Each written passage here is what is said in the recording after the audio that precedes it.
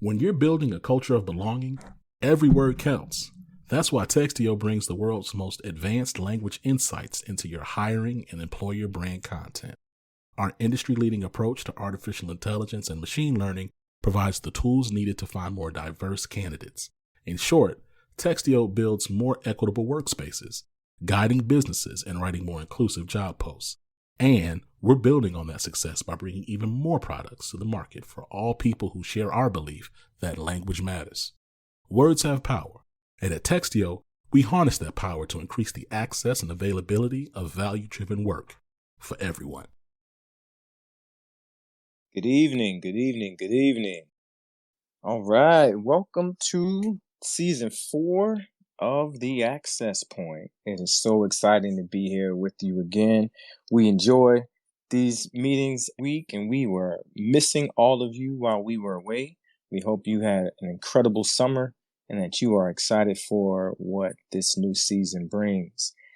I am Lonnie Morris, one of your co-hosts, and we are excited that you are with us for, Thursday of The Access Point, part of the Living Corporate programming.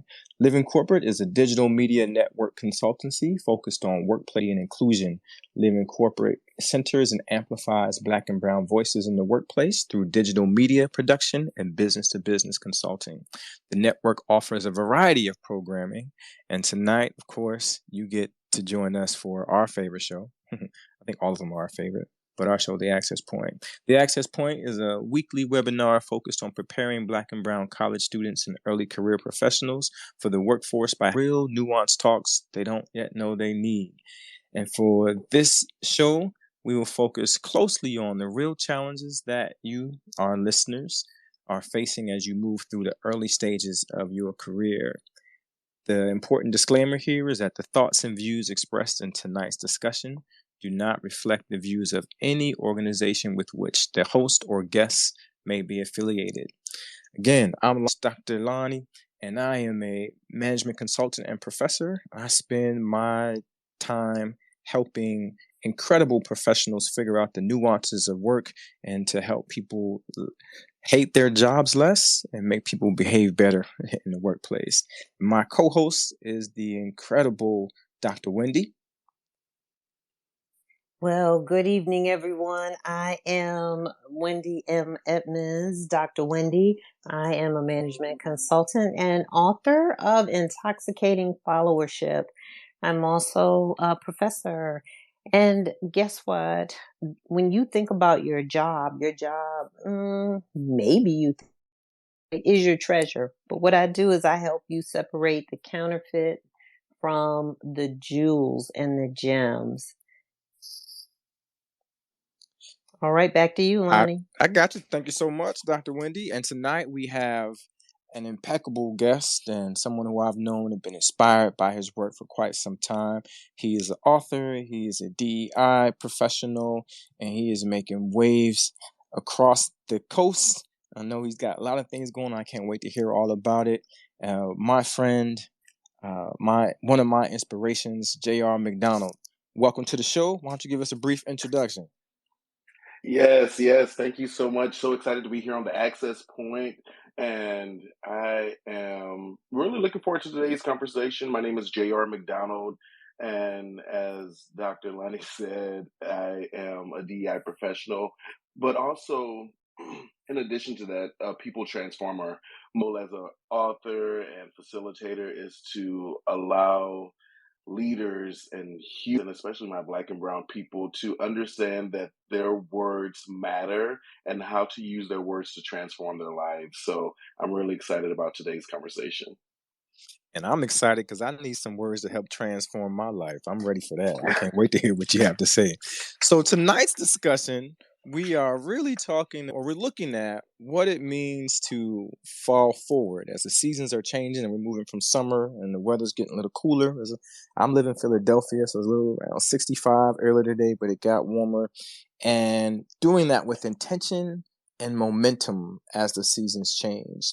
And we're really going to discuss it in the context of something I think is pretty interesting. And I want to introduce it this way.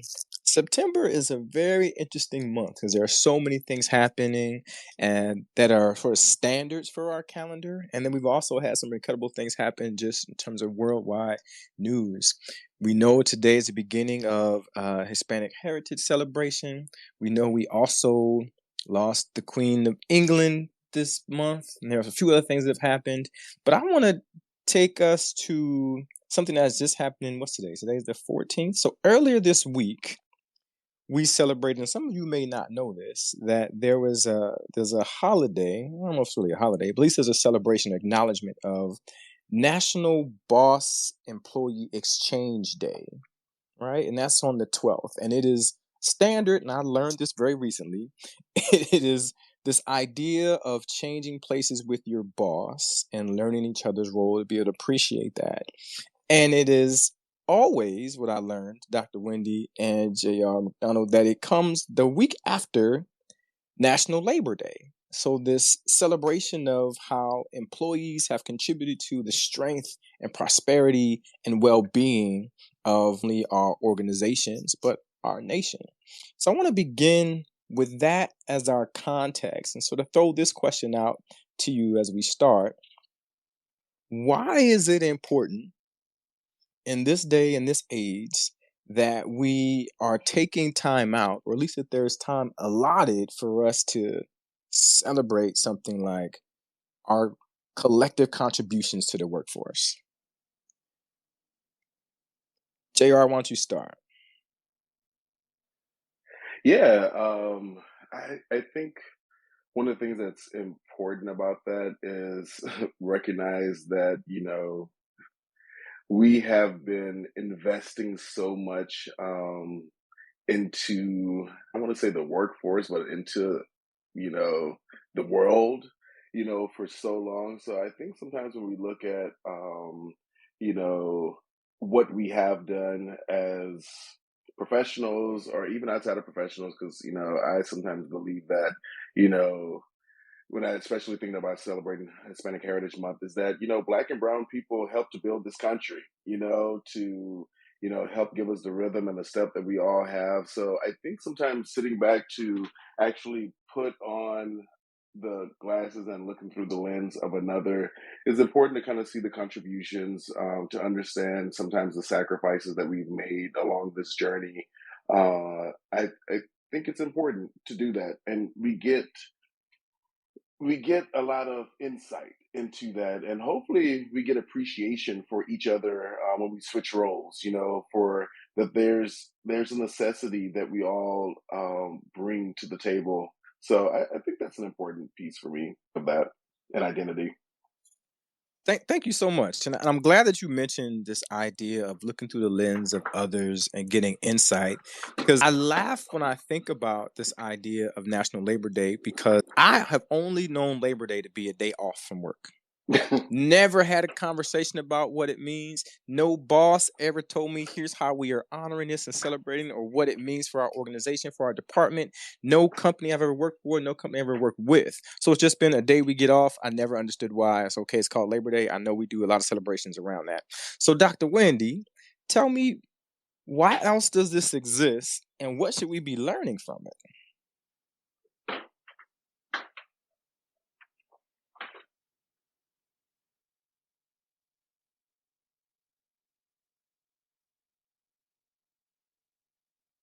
Dr. Wendy, you there?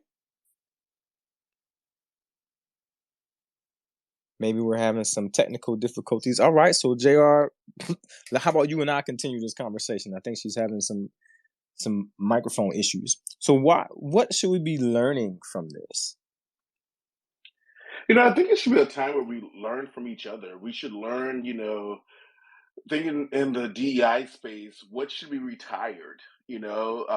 Inclusive language. Because when we think about the labor workforce today, it's not the same as it was even 2 years ago. Many of us, the past couple of years, we have been working in whether it was virtually, remotely, some now in the hybrid workforce, kind of looking at, where we are today and, how can we do business, how can we still exceed expectations or kind of, help support our companies or even personal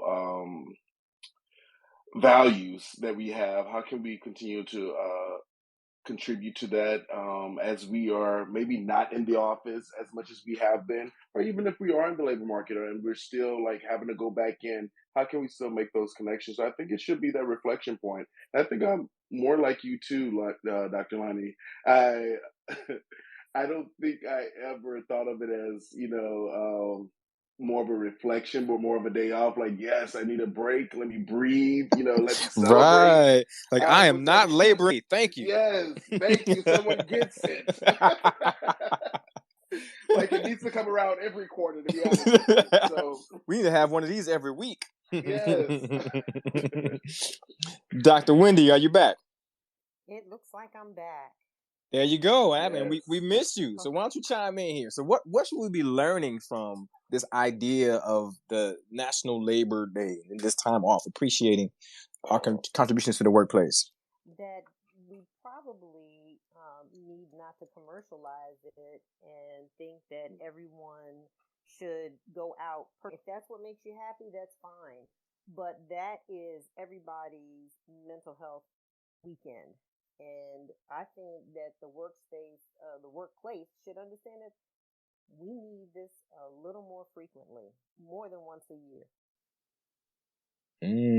I love this idea of not commercializing it, right? Because again, up until now, my only understanding of this was I know there are a bunch of celebrations that go on around the country because I used to frequent some of those, right? This is the time I'm looking for flights. Where do I go? How can I get the best hotels? Where can I stay? Where I can be on the beach or wherever that is. It's never been socialized to me in any social setting or in a professional setting. Here's why this day is honored and included in our calendar. Now, here's something I think. Go ahead. Think that. Oh, I'm sorry. No, go ahead. I'm saying that.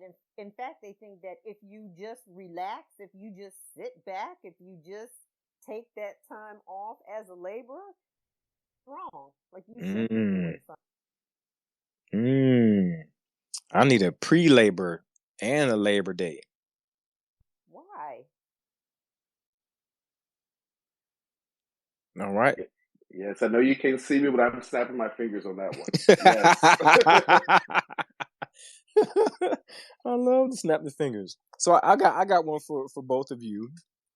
I think that there's some difference here in the symbolism of National Labor Day versus the reality.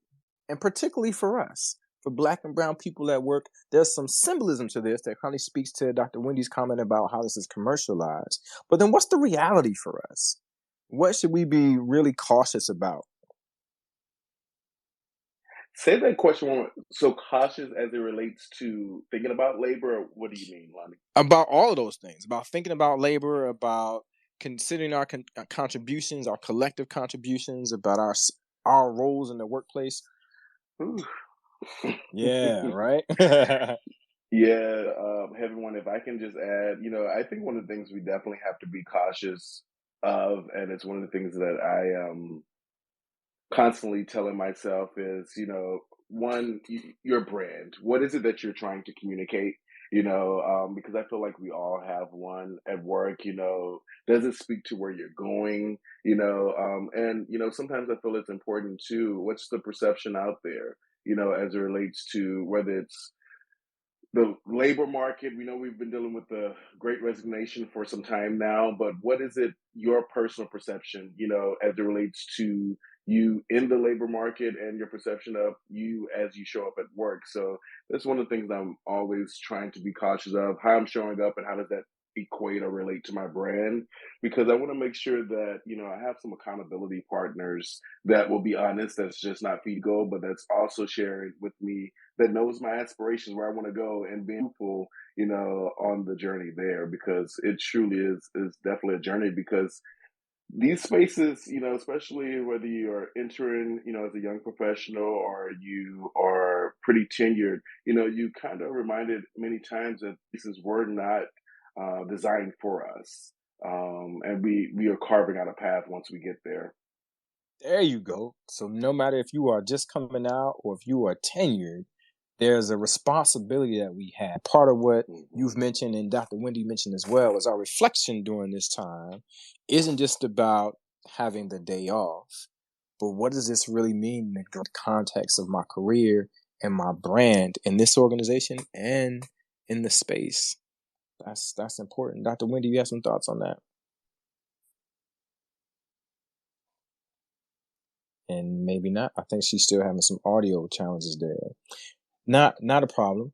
So I actually think there's something else I want to add to it. I think there's a difference when we look at our contributions, and you mentioned this, JR, that if the space isn't created for us, I know you're doing this work and there's some other warriors who are listening to us and we're working with us. I know our executive producer is in this space as well and trying to forge relationships or create paths or develop pathways for folks, then reflecting on contributions and the labor that it cost us to carry those heavy burdens, to push those rocks up the hill, that might be different than some of our counterparts in the workplace.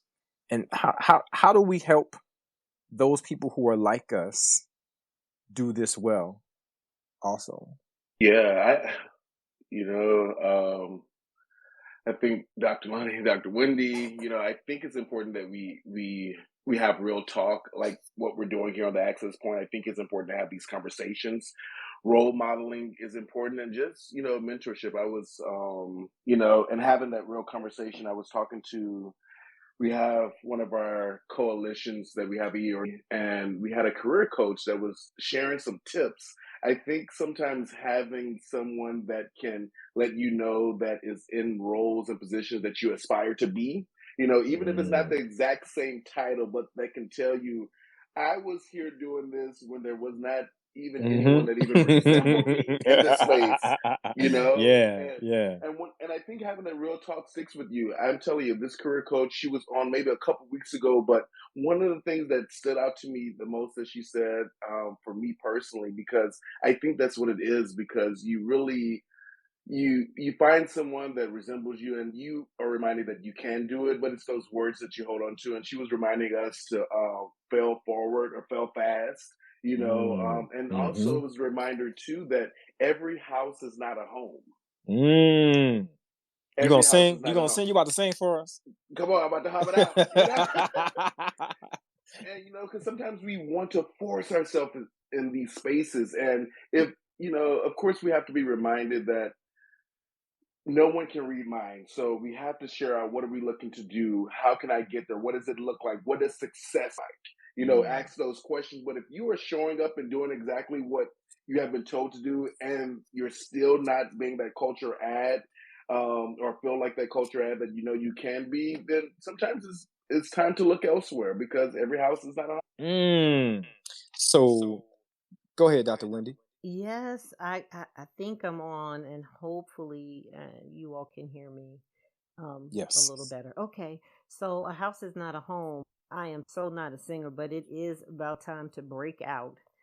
I absolutely agree with the house not being a home. However, um, organizations and companies, they always say, look, we're looking for this diversity. We want you to be authentic and come to work. We want that in the space and in the place. And so discussions, when you are authentic, can cause a level of uncomfortability.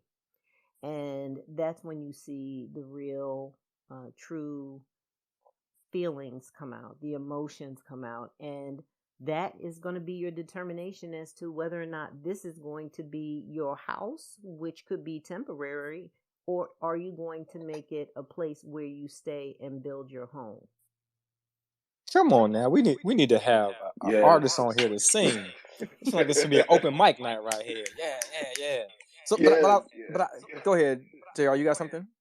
Well, I was going to add too is, when I was thinking about that authentic self, because I've been having some conflicting thoughts as of the past year or two, is because there are some people, authentic selves, that I don't know if I want to see at work. Um, like, and honestly, I'm thinking about others too, but I'm thinking about myself. Like, I don't know if you want to see how I act when I get behind the wheel, at work. I'm doing better. I'm on the road to recovery, but I'm not quite there. So I've been telling a lot of young leaders, Dr. Wendy and Dr. Lonnie, bring your best work self. Yeah. Wow.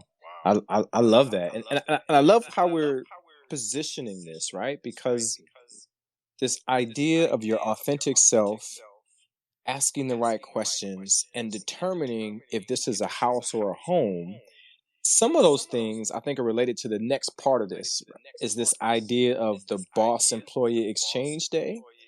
Because we know research shows us and practice shows us that bosses and managers can be a major source of trauma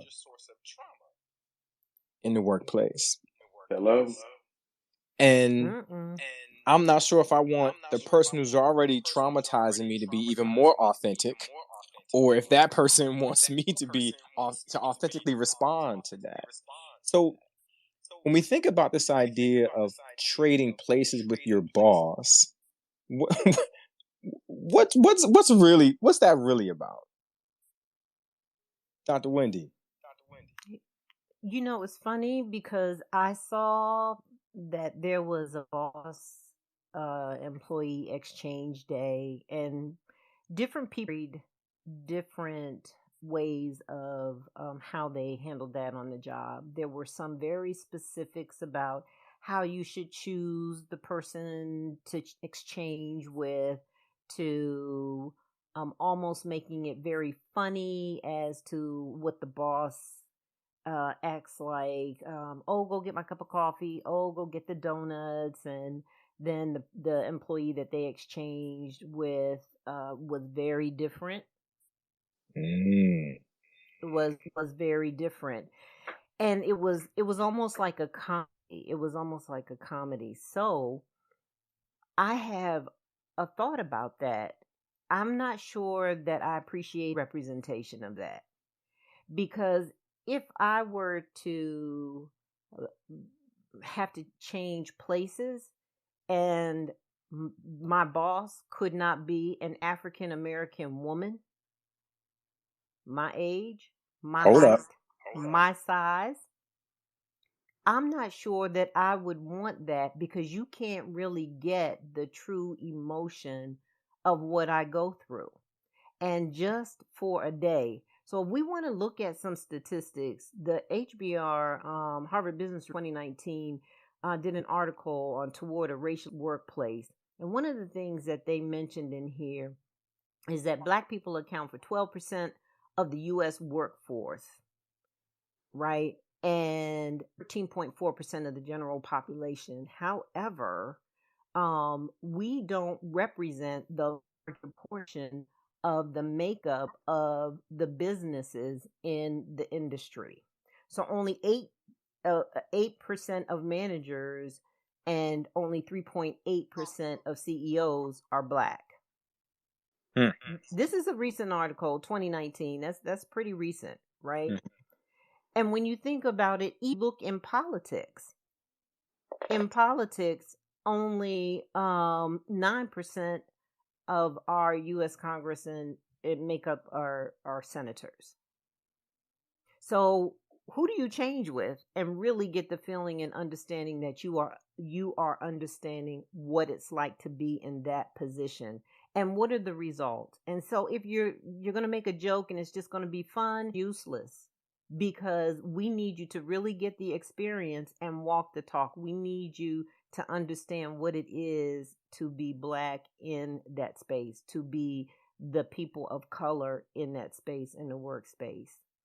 So that's really how I felt about that some people made a joke out of it, and then some people were very specific as to how you choose, but no in any of the criteria of people of color. So this is fast. Because when you look at the information about this day, boss employee exchange, it's supposed to be about bonding, taking a break from your regular responsibilities and having a fun learning opportunity. But to your point, there are things that we know are different for us in a space than for others. And I want to add to some of the stats you're looking at because I'm always thinking about this. And, Dr. Wendy and I have been doing this work a long time, looking at bosses and boss behavior. So I saw something from 2021 on Best Life, the website, bestlife.com. And they said what people hate about their boss. They hate their bosses because they're lazy, ungrateful, inappropriate, self-serving, poor listeners, lack empathy, condescending, and incompetent. Oh, it gets better. I found there's a research book, research on emotion in organizations, and they have a chapter in that book called "My Boss is Probably the Devil." What? And then in 2018, in the Journal of Organizational Behavior, they have an article, and the title is "Why Your Boss is Making You Sick." Right. So when we think about these things and the experiences that we know we're having or that we've had, that people who are listening have had or maybe having now, and to your point, Dr. Wendy, about creating a space to do something like this that gives everyone an opportunity to learn, everyone an opportunity to not just learn about the work, but learn about the people and the experiences. There are things that are really important for us to consider, because making a joke out of something like this, while it may be intended fun, doesn't necessarily mean it is fun for us. So I want to ask you, JR, when you think about these types of programs, right? This can be something that an ERG group puts together or HR pushes down and says, hey, we're going to do this. What might the people who are out there who are listening, who are managing organizations, who are the department heads, the supervisors, what are they getting wrong with programs like this? Yeah, thank you for those stats that you all provided. That was definitely a wide awakening, just to hear that. I think sometimes what they might get wrong is many times they operate from assumptions, what they assume the other half wants from this day or what it should look like. It's made a mockery of, instead of, I think, asking, being more inclusive, what would you like to see this look like? How would this best suit you on this day? What's an opportunity? Because maybe what's best for you is actually being in some of those meetings in the C-suite or being in some of those leadership meetings, where you actually can, have some face time, because many times, you are having your voice in the room, but you're not in the room. It's someone else playing telephone with some of the ideas that you've carried up.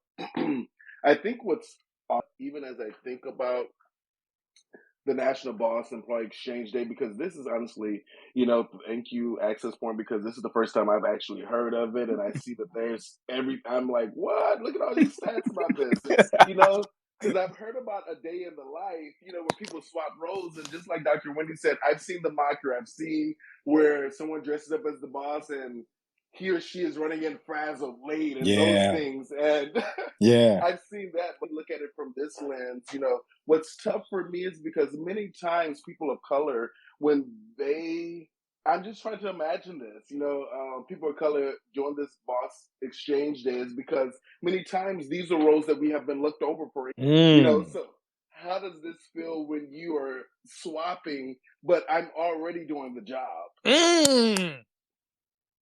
You just hit it right there. I think we need somebody to sing. This one we need a soundtrack right here. This House Is Not a Home should play right now. Not Luther.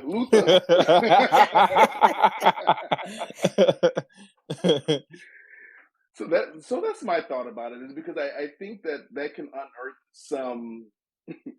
I think that can unearth some things that companies are not ready to deal with, or if this is the reason why they make a mockery of it and make it lighthearted, because they actually know the systems that we're trying to dismantle, or the systems that they actually don't want to be as inclusive of, that we're trying to do in some of these spaces. So let me add to that, right? Because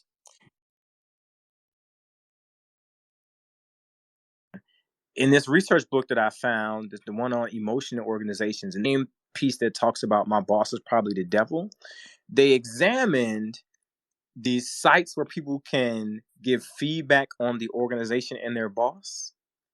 And they found that people complained about these things, sort of in generally speaking: understimulation in the workplace, boss mistreatment, coworker and boss incompetence, equity or lack thereof, and the imbalance in the effort and the reward.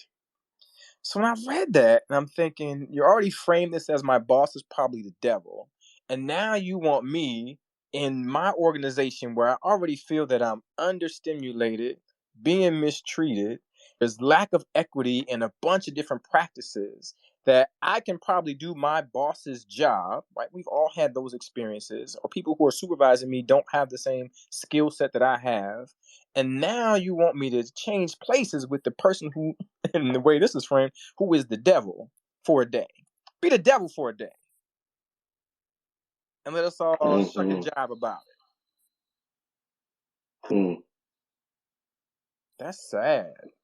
It is sad. It really is sad. And it also makes me think about why you would want to be exchanging places with someone who's doing the wrong thing. I think the first question is, sure, I'd love to exchange, but how about I exchange and say act like what it should be? And then that will show some results as to what it can be, as opposed to what my experience is today. Yeah. Give you a chance to model the behavior you want to see. Exactly.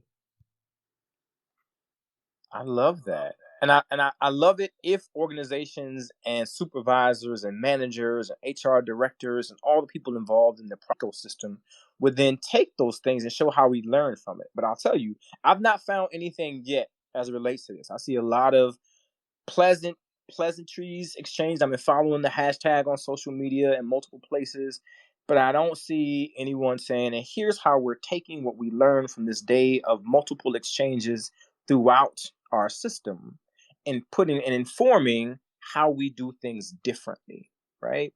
This is something that can't just be for a day. And here's another reason why. The Journal of Business Ethics did a study a few years ago, and and you have to forgive me, this is one of my soapbox issues. And the study is called Nightmare Bosses: The Impact of Abusive Supervision on Employee Sleep, Emotions, and Creativity. And what they found is that when you have the people down here, if we go back to the research on emotional organizations, where you think your boss is probably the devil, so the person who may be inflicting the most pain on you in the organization, that those experiences negatively impact creativity, contribute to sleep deprivation, and emotional exhaustion. So now we're asking our people who are carrying the weight of the organization or this cause to exchange with people in a space that we are saying could be made a mockery of, where your voice is not always in the room and you are deprived of sleep because you're trying to manage it, and exhausted emotionally, that you so much so that you can't even be creative to continue to solve problems. My question to you, Dr. Wendy, and to J.R. McDonald, how do we create a system of wellness around this to get us out of this? I would say if you're going to participate in this isn't the workplace version of Halloween. Okay, this really could be used as a tool in a more strategic way to get feedback, to take a step back, get input, and make some changes, because the wellness piece of it is going to have to be dealt with, or else that whole quiet quitting is going to set in, or retention is definitely going to become a problem. But then you really know why. You absolutely know why. So I think, keeping this as a joke, as really lighthearted is a waste of time. It's a waste of time. I think the whole boss exchange day should be used as a strategic tool. Strategic. Yeah. Go ahead. Yeah, I think I'm with you, Dr. Wendy. I think companies definitely have to do a self eval and see, are we truly ready for the responsibilities involved? Are we up for this challenge of actually doing the swap? What will the business benefit from a spot being on the front lines or actually being in the other shoes? And what I guess is the goal from it? I think we really do have to look at those things because I think if there is a toxicity or stagnation amongst team members, then there may not be a benefit. You may get more of the same. But if you do have leaders or team members that are inspired, they feel creative, they want to participate, and they feel as though this will be an opportunity to challenge and be in spaces that give them some face time, then I think that'll be valuable. But if it's as some of the stats have shown where it may not be or maybe more of the same, then I think that this should be something that should be later down the road when we've actually started really getting to the root cause of some of the wellness at the corporation, because sometimes we'll put these performative actions in place. Yeah. And we're not getting to the root of what truly is there. How can we actually make sure that our associates are well, overwork, they understand that your sick day can be a mental health day. It doesn't mean that you're actually sick, but maybe I am just really exhausted and tired. Need some time for myself so that I can show up better. So I think role modeling and having leaders that are in a place to do that may be ready for it, but then you should really get to the root cause of the issue. Or how about on the other side where maybe my life is good and I enjoy home? The problem is when I get here. Talk about it. So then, right? So what does wellness look like when you're the cause? It forces them to reflect and realize they are creating some of the anxiety that's causing me to be uncomfortable, that's causing me to not sleep well, that's causing me to pick up weight and eat in the manner that I normally would not. It causes the organization to take a step back and say, oh my gosh, are we? And it mean that because you offer EAP through the insurance, that's the only thing that you need to do is just offer that through the insurance plan and see that I'm doing I'm taking advantage of what I'm paying for. What is it that the organizations are really offering to the employees? And we need to hold them accountable. We need to hold them accountable for what they say. If wellness really is important, and we know it is, then what are you doing about it? So I'm gonna tell you why I love this, because we started out the show talking about falling forward. Seasons are changing with intention and with momentum. And so what I hear you both saying is that there's a responsibility in this on the employee as well as the organization. And so it's speaking up for how to do things like this in an appropriate way, in a responsible way, and that it's a opportunity for organizational learning and it's not just performative. And here's something else I think is really important to this. Just this week, CNBC had something come out that says that 49% of workers fear the repercussions about being, if they're open about their mental health challenges that are created by work, right? And within that number, they say that the bosses and employees typically see the organizational structure very differently. 70% of the executives that they interviewed or surveyed believe that the employees think the organization promotes a healthy work-life balance, while only 53% of employees feel that way. So collectively what we're saying is, if you're going to do something like this, and I think the National Boss Employee Exchange Day, we've been talking about that because that was this week, this previous Monday, but it really is sort of metaphoric for other types of things that can happen in your organization, that you have to have courageous conversations about it. You have to be honest with what your goals are. You have to have people involved in conversations about how we structure it and what do we want from it. What does it mean for our employees? What do we learn as an organization? And we have to be with what it really should look like when people are honest about how we want to see something like any of these types of activities executed and launched in our space. So we all have a role to play here. So what are we recommending to the young people who are growing in their career, who may not be as seasoned as the three of us, who will stand up and say, hey, I think that's stupid, don't do it? What about if you are the person who has only been in the organization for a couple of years and you're thinking, I don't think this is a good idea? Okay, I am going to take I don't know if it's a different approach to answering this, but a real approach in answering this. And I love the conversation having, because all of us on the podcast are speaking and being real in every situation. So when it comes to wellness, when it comes to, maybe I don't want to disclose whether or not I'm having any challenges, or perhaps you may see someone else who's doing it. We do have to hold the companies accountable for not only listening but doing something about it, because it can have a tragic ending. For example, what happens when you see behavior that you know isn't right and you tell people, and the people that you tell don't do anything, and it continues to go on and on until they end up on the news.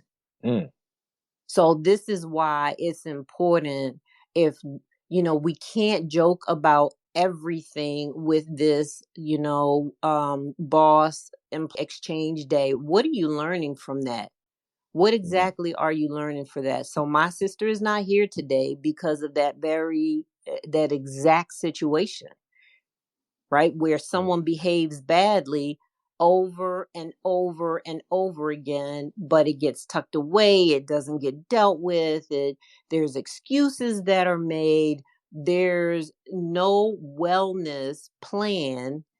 And so ultimately it's, hey, go get some sleep, take a rest, and see you in a couple days, as opposed to dealing with what was exposed that everyone else saw. Okay, everyone else saw the bad behavior, and it was not due to sleep deprivation. There were just indications that there were other issues, but because no one wanted to take care of it, he comes in and wipes out an entire department, 12 people. One of my sister was one of those people who he murdered.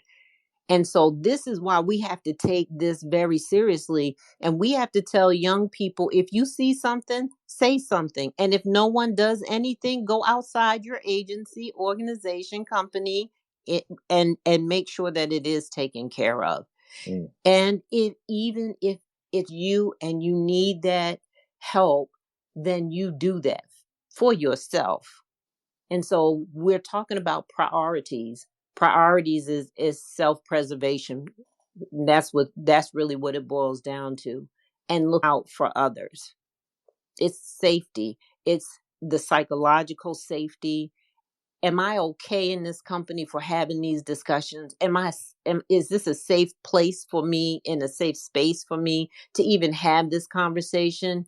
We have to hold companies accountable, not just for what they put on their website and pictures they have on social media. Are they doing this? There are risks that are life-threatening, and a loss of life. Yes. And, with that psychological safety, Dr. Wendy, that's the piece that, and I know a lot of our Gen Zers, they are not afraid to say what's on their mind, and expressing themselves. And I think that's what I think we all can learn, excuse me, from each other. But I think that's the importance, is that, when you feel like you can express yourself fully, you're more engaged. You want to add to the culture. You want to be there. You want to be present. And I think when you don't feel that you can do that, or feel comfortable doing that, or the company's values and those pictures on the website that you speak of don't seem to match the experience that you're having, that's when you start to retreat. So I think it's important that, in the culture that you're building is indicative of the leadership that you have. And if that leadership does not meet up to those or measure up to those values, then you don't work here. This is the culture. This is what it looks like. This is holding ourselves accountable. We want to make sure that everyone feels as though that they are invited in, that this is a positive work culture and that, they're able to share because, one of the things that we must know is that no one can read minds, so you have to be able to be in a space because we spend most of our time at work, and giving our output, giving our best. And if we feel like we can't share and be our best work self, then maybe that's not the space for us. And that's where that real conversation has to happen. Even asking those questions with your team. What can we count on each other for? What's our purpose? What do we aspire to have? What do I want from you as a leader? Anytime I join a team, and it's every year, to be honest, even if I have the same leader, I want to know what is the vision? Yeah. What is the vision that you have? Because if I assign or understand the vision that you have assigned, then I don't know what we're working towards and I can't be inspired to do it. So once I have the vision, I want to know how can I help you get there, because this should be a, iron sharpens iron opportunity that we're developing with each other. And I think when you have people that actually understand the why versus I told you to do this just because, or this is why you do this is what we do here, but you have a true understanding of this, I think you approach, the fundamentals of the company and your position with what you add to that company a little differently. And I love that we're closing with these ideas, because this notion of a vision, and I've worked with multiple as a coach, and that have had difficulty articulating what's the vision of just my unit, right? That sometimes that stuff is written on paper, and I've been on consulting projects where we can look at the work that people are doing and what people are telling us when we're gathering data and say, your documents say one thing, but I'm not hearing that from the people. So you've articulated it well in writing, but it's not translating into practice. And so as we are thinking about what does it mean in the context of falling forward with momentum, with intention, and considering our collective contribution around organizational strength and prosperity and well-being, what we said is there is a responsibility on everybody's part to speak up, to make sure you understand it so that you can dial into that vision, so you can be clear about if this is a house or if this is a home, so that you are prioritizing wellness. And that's not just your own personal wellness, but that's the well-being of the people around you that you're working with. And thank you so much, Dr. Wendy, for sharing about your sister. I'm so sorry that you experienced that. And that being a burden that we have to shoulder for ourselves and for the people we care about that we work with.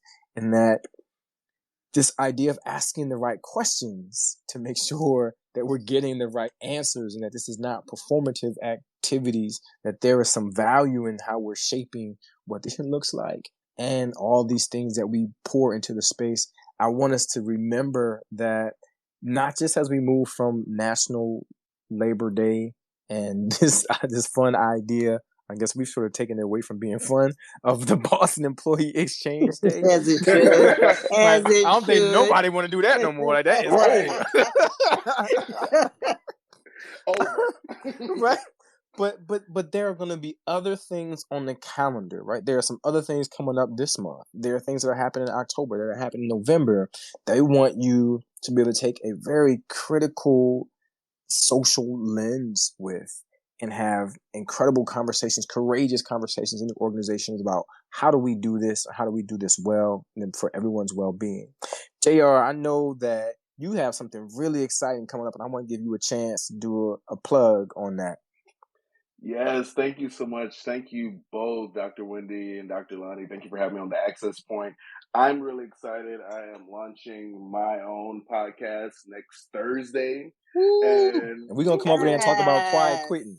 yes, all right now. I'm gonna, our people gonna reach out to each other. You know, well, I'll personally be reaching out to you. But I'm really excited about it. It's called the Butterfly Chamber because there is so much that happens in our cocoon phase. You know, in those dark hours that no one ever sees. You know, but it's sometimes we'll look at that as if that's the end for us, or this dark moment, not birth something great. But if we look at that butterfly when it does come out, that can be our story. So it's all about focusing on where you want to go, not simply where you are in the moment, and what language can you use to get you where you're going. So we're going to be talking about some inspiration and how we're navigating life, but overall just having a great time together. Wow, and congratulations. Thank you. I'm excited about that. I love to talk about coming out of the cocoon and everything that's associated with it. We'll be there. Yes. Just tell me when.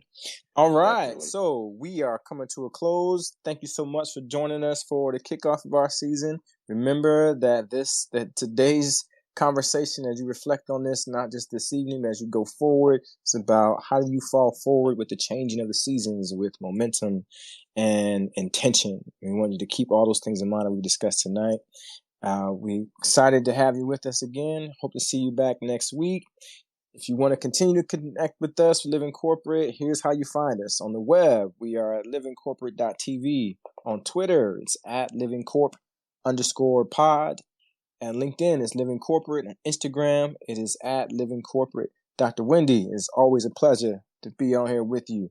J.R. McDonald, congratulations on the launch of your show and all of your success. And thank you for bringing so much incredible input to this discussion. Everybody, have a great night. I'm Dr. Lonnie. See you next week. Thank you. This episode of Living Corporate is brought to you by Blind. Blind is a safe, trusted community of more than 5 million verified professionals. Head over to teamblind.com to get the latest insights into salaries, company reviews, and interview experiences at thousands of companies worldwide.